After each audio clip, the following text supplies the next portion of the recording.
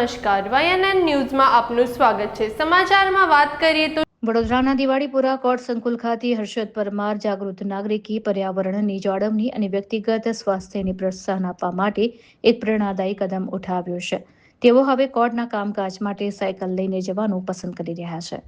પેટ્રોલની બચત હર્ષદભાઈના મતે જો ગુજરાતની 5 કરોડ જનતામાંથી માત્ર 50,000 લોકો પણ રોજિંદા જીવનમાં સાયકલનો ઉપયોગ કરે તો રોજના 50,000 લીટર પેટ્રોલની બચત થઈ શકે છે।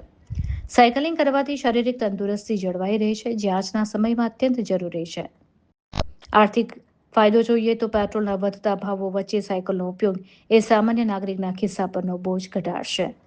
વડાપ્રધાન નરેન્દ્ર મોદીના પર્યાવરણ અને ઉર્જા બચતના સંદેશથી પ્રેરાઈને તેમણે આ નિર્ણય લીધો છે। હું હવેથી કોર્ટમાં આવવા માટે માત્ર સાયકલનો જ ઉપયોગ કરીશ અને અન્ય લોકોને પણ આ બાબતે જાગૃત કરીશ, તેમ હર્ષદ પરમારે જણાવ્યું હતું।